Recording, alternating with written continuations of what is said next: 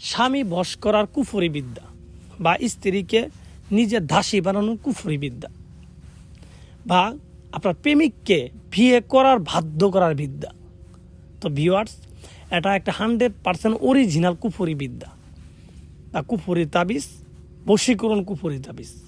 এই তাবিজের মাধ্যমে মাত্র 72 ঘন্টার ভিতরে দুনিয়াতে যে কোনো ব্যক্তিকে আপনি বশ করতে পারবেন। সে যদি মারা না যায়, যদি বেঁচে থাকে, তাহলে সে যেখানেই থাকুক, যেই অবস্থায় থাকুক, তাকে আপনি মনে করেন 72 ঘন্টার ভিতরে আপনার গোলাম বানিয়ে দিতে পারবেন। ডাইরেক্ট পরীক্ষিত এটা আমার নিজের পরীক্ষিত। আমার আশেপাশে যে কবিরাজগুলো আছে তারা নিজেরা করছে, পরীক্ষা করছে, 100% কাজ হয়েছে। বিদ্যা কিন্তু আমার, কিন্তু নিয়মটাও আমার সঠিক নিয়মে আপনার তাবিজটা করতে হবে।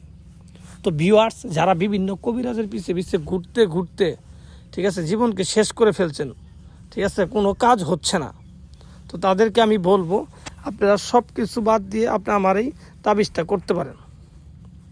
তো ভিউয়ার্স, যারা এটা করার জন্য একান্ত প্রয়োজন তারাই করবেন, কারণ এগুলো নিয়ে ফাইজলিমি মস্কারা করবেন না বা কোনো ব্যক্তিকে খারাপ কোনো উদ্দেশ্যে এই তাবিজগুলো লিখবেন না, তাহলে আপনি ধ্বংস হয়ে যাবেন ভাই। কেন? এগুলো কুফরি বিদ্যা। এগুলো যারা একান্তভাবে বিপদে পড়ে গেছে তাদের জন্যই এগুলো দেওয়া আছে। যে আমি মন থেকে একটা মানুষকে চাই, ঠিক আছে ভাই, এই মানুষটা আমার ঠকাইছে, তো তার জন্য আমি এটা করব, তাহলে ঠিক আছে। যদি কারো ফাইজলিমি করে আপনি করেন বা ঠাট্টামি করে করেন, তাহলে আপনি ধ্বংস হয়ে যাবেন। কেন? এগুলো ফাইজলিমি করা জিনিস না, এগুলো 100% একটা কুফরি বিদ্যা। কারণ কুফরি তাবিজ কখনোই বৃথা যাবার নয়। যদি সঠিকভাবে আপনি করতে পারেন, সঠিকভাবে নিয়মটা আপনার জানতে হবে। তো ভিউয়ার্স, যারা একান্তভাবে করতে চান তাদেরকে আমি সম্পূর্ণ নিয়মটা বলে দিব। আপনি মনোযোগ সহকারে আমার উপরে বিশ্বাস রাখেন, আগে আল্লাহ আমার উপরে বিশ্বাস রাখেন। আসলে এখন আল্লাহ বলা যাবে না, কারণ এখন কুফরি কাজ আমার সার্থকতার জন্য, আমার স্বার্থের জন্য আমি কুফরি করতেছি। তো যারা এটা করতে চান, হ্যাঁ, কিভাবে করবেন আমি আপনাদের বলে দিব। আপনারা বিস্তারিত শুনবেন এবং আমি যেইভাবে বলবো ঠিক সেইভাবেই করবেন। আর যাদের এগুলো করার দরকার না বা কুফরি কাজ আপনারা দেখেন না, আপনি ঈমান আল্লাহর লোক, তাহলে আপনি এগুলো দেখা দরকার নেই। আর যারা করতে যান, বিপদে পড়ে গেছেন, হ্যাঁ, তারা এগুলো করবেন। তো ভিউয়ার্স, এটা কিভাবে করবেন আমি আপনাদের বলছি। এটা যে কোনো একটা শনিবারের দিন লিখবেন তাবিজটা, এবং তাবিজটা লেখার জন্য আপনি চলে যাবেন একটা শ্মশান ঘাটে, ঠিক আছে। শনিবারের দিন ফজরের পর থেকে কোনো কিছু খাবেন না, আপনি উপবাস থাকবেন। থাকার পর আপনি মাগরিবের পরও কিছু খাবেন না। মাগরিবের পরে যায় এই তাবিজটা শ্মশানে গিয়ে লিখবেন। এখন লিখবেন, আপনি দক্ষিণ দিক মুখ করে বসবেন, সামনে মোমবাতি আগরবাতি ধরায় লিখবেন। এবং যার জন্য লিখবেন তার কথা মনে মনে ভাববেন। 1 সেকেন্ডের জন্য তাকে মনে মনে ভাবা বাদ দিবেন না, সে আপনার ধ্যানে মনে থাকতে হবে, ঠিক আছে। এইভাবে আপনি তাবিজটা লেখা শুরু করবেন এবং তাবিজটা লিখবেন। আপনি চন্দন কাঠের উপরে লোহা গরম করে, আপনি তাবিজ লেখা যায়। চন্দন কাঠের উপরে লোহা গরম করে এই তাবিজটা লিখবেন।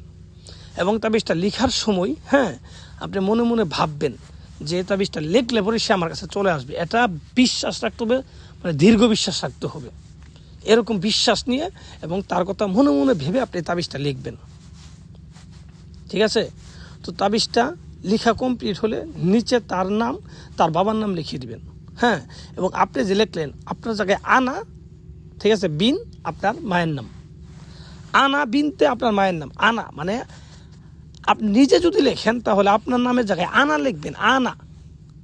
আপনি যদি আবার অন্য কাউকে লিখে দেন, ঠিক আছে, তাহলে আপনি ওর নাম লিখে দিবেন।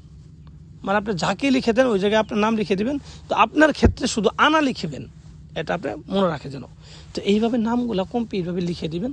লিখে দেওয়ার পরে এই চন্দন কাঠটাকে নেবেন, ঠিক আছে। চন্দন কাঠটা নিয়ে আপনি যেখানে চিতা পোড়া আর কি, যেখানে চিতাটা পোড়াই ওই জায়গায় যাবেন। ওই জায়গায় গিয়ে, হ্যাঁ, আপনার ওই ছেলের বাড়ির দিক মুখ করে, যার জন্য করতেছেন ওই ছেলের বাড়ির দিক মুখ করে বা মেয়ের বাড়ির দিক মুখ করে এটাকে চিতাই দাঁড়িয়ে থেকে এইটা আপনি পুরাই দিবেন, ঠিক আছে। তো পুরাই দিয়ে সোজা বাড়িতে চলে আসবেন। কারোর সাথে কোনো কথা বলবেন না, কোনো ব্যক্তির সাথে কোনো কথা বলবেন না, ঠিক আছে। কোনো ব্যক্তির সাথে কোনো কথা বলার দরকার নাই। সোজা বাড়িতে চলে আসবেন। বাড়িতে এসে আপনি রুমে আসবেন। রুমে আসার পরে 10 মিনিট বসবেন রুমে। বসার পর তারপর আপনি খাওয়া দাওয়া করবেন। এর আগে কোনো কিছু খাবেন না। তো ভিউয়ার্স, আশা করি আমি যেভাবে বলছি এভাবে আপনারা বুঝতে পারছেন। আমি যেভাবে বলবো এইভাবে করবেন, কাজ মিস হলে আমি বুঝবো। তো ভিউয়ার্স,